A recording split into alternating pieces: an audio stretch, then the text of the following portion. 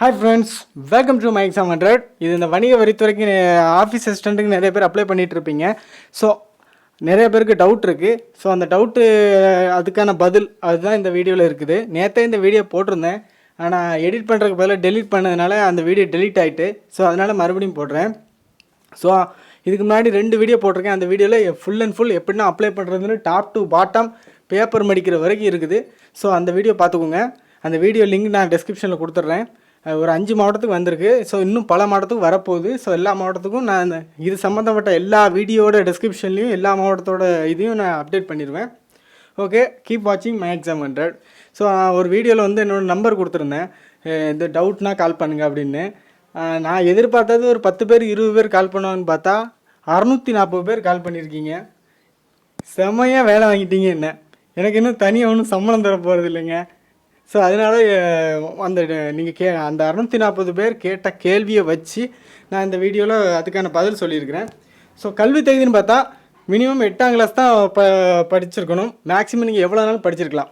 Okay, நான் நிறைய பேர் எத்தனை வாட்டி சொன்னாலும் திரும்ப அந்த கமெண்ட் தான் கேட்குறீங்க. நாங்கள் டிகிரி படித்தா அப்ளை பண்ணலாமா, அது படித்தா அப்ளை பண்ணி, நீங்கள் எதுனாலும் படிங்க, அப்ளை பண்ணலாம். 8ஆம் கிளாஸ் படிச்சிருந்தா நீங்கள் அப்ளை பண்ணியிருக்கலாம். மினிமம் 8ஆம் கிளாஸ் படிச்சிருக்கணும். மேக்ஸிமம் நீங்கள் எவ்வளோ நாள் படிக்கலாம். ஓகே, 2வது 8ஆம் வகுப்பு மதிப்பெண் சான்றிதழ் கட்டாயம் தேவை. நீங்கள் ஸ்கூலில் போய் நான் ஒரு ஜாபுக்கு அப்ளை பண்ணணும் அப்படின்னு நீங்கள் படித்த ஸ்கூலில் நீங்கள் எந்த வருஷம் 8ஆம் கிளாஸ் படிச்சிங்களோ அதை சொல்லி கேட்டால் அவங்க தருவாங்க. ஸோ வாங்கிக்கோங்க. நிறைய பேர் நான் 10th படிச்சிருக்கேன், அந்த சர்டிஃபிகேட் வைக்கலாமான்னா 8ஆம் கிளாஸ் சர்டிஃபிகேட் மார்க் ஷீட்டு கட்டாயம் வச்சு ஆகணும். அதுக்கு பிறகு நீங்கள் 10th 12th டிகிரி சர்டிஃபிகேட் இருந்தால் எக்ஸ்ட்ரா வச்சுக்கலாம். ஓகே, வேறு இன்னொன்று முக்கியம், நீங்கள் வைக்கிறது எல்லா சர்டிஃபிகேட் எல்லாமே ஜெராக்ஸ் தான் வைக்கணும். எல்லா ஜெராக்ஸ்லேயும் அந்த கீழே வந்து உங்களோட கையெழுத்து போட்டுக்கோங்க. ஒரிஜினல்லாம் வைக்க வேண்டாம். இந்த மார்க் ஷீட்டாக இருக்கட்டும், டிசியாக இருக்கட்டும், கம்யூனிட்டி சர்டிஃபிகேட்டாக எந்த சர்டிஃபிகேட் வச்சாலும் ஜெராக்ஸ் தான் வைக்கணும். அந்த ஜெராக்ஸில் கீழே உங்கள் ஒரு சைன் போட்டுக்கோங்க. 8ஆம் வகுப்பு மதிப்பெண் சான்றிதழ் வந்து ஒரு சில ஸ்கூலில் வந்து தர முடியாது. அந்த மாதிரி அதாவது கொஞ்சம் எடுத்து கொடுக்கணும். 10 வருஷம் 15 வருஷத்துக்கு பின்னால் போய் நோட்டை புரட்டி எடுத்து கொடுக்கணும். அதுக்கு சோம்பேறித்தனம் பட்டு அவங்க வந்து அந்த மாதிரி சொல்லுவாங்க. ஸோ நிறையா ஸ்கூலில் கொடுத்துருக்காங்க. இதை பாருங்கள், ஒரு ஸ்கூலில் வந்து கொடுத்துருக்காரு. ஒருத்தர் வந்து சிம்பிளாக இருக்குது. அதாவது பெரிய லெவலில் அந்த ஸ்கூல் கிடையாது. ஒரு சாதாரண பேப்பரில் சீல் அடித்து அவங்க அந்த ஆளோட மதிப்பெண் போட்டு அந்த சீல் வச்சு கொடுத்துருக்காங்க. ஹெட் மாஸ்டர் சைன் போட்டு கொடுத்துருக்காங்க. ஸோ இந்த மாதிரி இருந்தால் கூட போதும். ஸோ ஒருவேளை உங்களுக்கு தர முடியாது அப்படின்னா இல்லை அப்படின்னு சொன்னால் இந்த வீடியோ காட்டுங்க. ஸோ இந்த மாதிரி எனக்கு சர்டிஃபிகேட் வேணும் அப்படின்னு பிஎஸ்டிஎம், ஸோ தமிழ் வழி கல்வி சான்றிதழ் வாங்கணுமா வேண்டாம், இது வந்து கட்டாயமாக கிடையாது. உங்களுக்கு முன்னுரிமை காட்டணும், வேறு எதுவுமே முன்னுரிமை இல்லை அப்படிங்கிற பட்சத்தில், முன்னுரிமை காட்டணுங்கிற பட்சத்தில் நீங்கள் இதை கொடுக்கலாம். பிஎஸ்சிஎம் தமிழ் அது வந்து நீங்கள் 8ஆம் வகுப்பு மார்க் ஷீட் எப்படியும் வாங்க போவீங்க. ஸோ அப்போவே ஸ்கூலில் போய் 8ஆம் வகுப்புக்கான பிஎஸ்சிஎம் சர்டிஃபிகேட் வாங்கிக்கோங்க.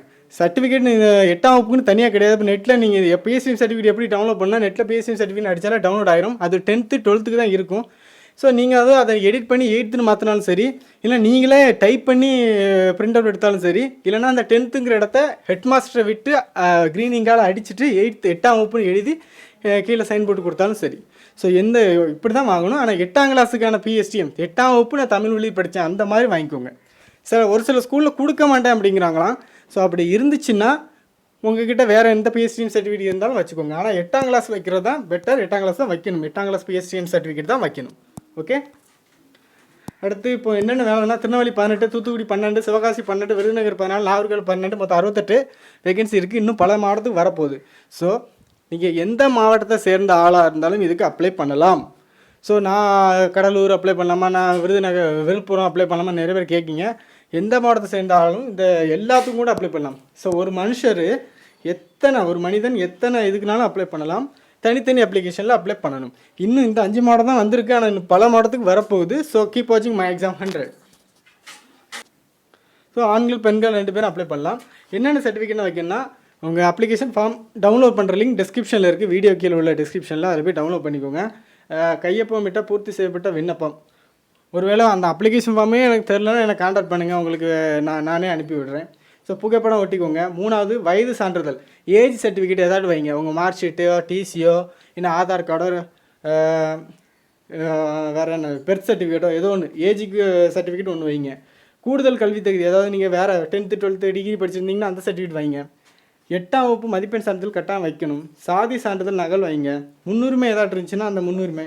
ஆதரவற்ற விதவை, மாற்றுத்திறனாளி, தமிழ் வழி கல்வி, இந்த கலப்பு திருமணம், அந்த மாதிரி நிறைய முன்னுரிமை இருக்குது அப்படின்னு அந்த சர்டிஃபிகேட் வைங்க. ஐடென்டி ப்ரூஃபுக்கு ஆதார் அட்டை, ஓட்டர் அட்டை, ரேஷன் அட்டை, அப்படி ஏதாட்டில் 3ல் ஏதாட்டும் ஒன்று வைங்க. நிரந்தர இருப்பிட முகவரிக்கு ஆதார் அட்டை, ரேஷன் அட்டை, ஓட்டர் ஐடி, இந்த 3ல் ஏதாட்டும் ஒன்று வைங்க. இப்போ வேலைவாய்ப்பு அலுவலகத்தில் நீங்கள் எம்ப்ளாய்மெண்ட்டில் பதிஞ்சிருந்தீங்கன்னா, இது கட்டாயம் கிடையாது, நீங்கள் பதிஞ்சிருந்தீங்கன்னா அந்த ஜெராக்ஸும் வைங்க. அந்த அப்ளிகேஷனில் சான்றிதழ் விவரம்னு ஒன்று கொடுத்துருப்பேன், அதில் வந்து என்னென்ன சர்டிஃபிகேட்னா வச்சுருக்கீங்கன்னு எழுதிக்கோங்க. எல்லாமே ஜெராக்ஸ் தான் வைக்கணும், ஒரிஜினல் எதுவுமே வைக்க வேண்டாம். அதுக்கு பிறகு தேர்வு செய்யும் முறை டைரக்ட் இன்டர்வியூ தான். நீங்கள் அனுப்புறதை பொறுத்து அவங்க ஷார்ட் லிஸ்ட் பண்ணுவாங்க. எப்படி பண்ணுவாங்கன்னா, நீங்கள் ஒழுங்காக அனுப்பியிருக்கீங்களா, அந்த தப்பு பண்ணாமல் அனுப்பியிருந்தீங்கன்னா உங்கள் அப்ளிகேஷனை ஏற்றுக்கிடுவாங்க. ஸோ அந்த ஏற்றுக்கிடாத அப்ளிகேஷன் அப்படி தூரத்துக்கு போட்டுருவாங்க. அதுக்கப்புறம் சேர் அப்ளிகேஷனில் நம்பர் ஆஃப் அப்ளிகேஷன் எவ்வளோ இருக்குது அதை பொறுத்து. இப்போ நிறையா இருந்துச்சுன்னா இன்னும் சின்ன சின்ன பேசிக் டெஸ்ட் மாதிரி வைப்பாங்க. ஓரளவு கம்மியாக இருந்துச்சுன்னா டேரெக்டாக இன்டர்வியூ பண்ணிடுவாங்க. சைக்கிள் ஓட்ட தெரிஞ்சிருக்க வேண்டும் சொல்லியிருந்தேன். ஆமாம், நிறைய பேர் லேடிஸ் எனக்கு தெரியாது சொன்னீங்க, அதனால ஒன்றும் ப்ராப்ளம் இல்லை. நீங்கள் அப்ளை பண்ணுங்கள், ஒரு 2-3 நாளில் கற்றுக்கலாம்.